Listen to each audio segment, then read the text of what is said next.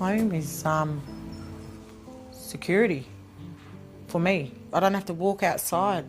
I can walk out the backyard, but I can't. Sometimes I don't walk out the front yard. I don't even go 2 paces to the mailbox. So more or less, this is it. This is where I feel safe.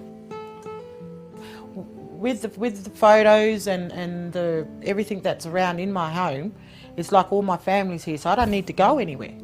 That's where I get my motivation from too. It's my kids, you know, the sport and stuff. And if you don't pay for these things for your children, and if you don't be there for them, things do get bad, you know, for them and for yourself, you know. So at the end of the day, you've got to be strong.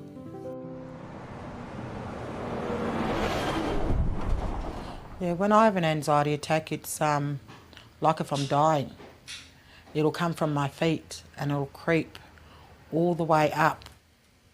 It's very frightening because when you first have an attack, it's just like you're dying. You're having a heart attack, yeah, or a stroke. That's how I was looking at it, because death is a big part plays in my family. So with me anyway, and I think, well, an anxiety attack, well, I'm going to have a heart attack and die.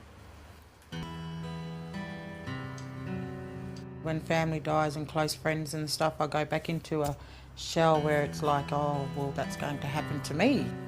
I can't leave the house and I can't go and see family. Before I recovered, things was very dark.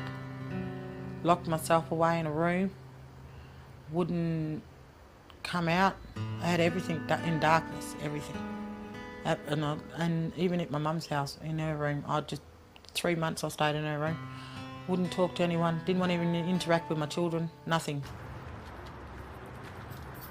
That was the biggest step, is walking out of the house and going over and seeing Marlene. Come in, ladies. And telling her, yes, I need help. I need to see somebody. I need to start knowing how to handle anxiety. So that stops that part of the anxiety? Yeah, sounds good. Yeah. Sounds like a plan, doesn't it? It sure does. So we'll do that now. I need to know how to get on a train again and a bus. But that's going to take a fair while, but hopefully one day I'll be able to do that. Once you see a little bit of light, then you know you're on your way to recovering and being a normal person again. It's getting there. I go to the mailbox now. I get my mail out. I do go to the shop, but it's not like spend hours over at the shop. It's like an in and out and getting home and just being safe again, I think. My family has been there for me, especially my mum. She suffered with depression for nearly 15 years, so.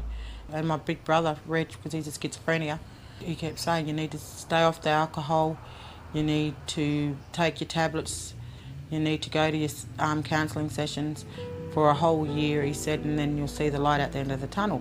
So it's happening. Some advice I can give to families out there is that there is a light at the end of the tunnel. Don't give up on yourself, because you're always got to put yourself first, and stick to your medication. Don't go off of it. Medication is your friend when you got mental illness. It is. It's your best friend, and you've got to take it all the time. Put yourself first. Get yourself better first, and then everybody else will come afterwards.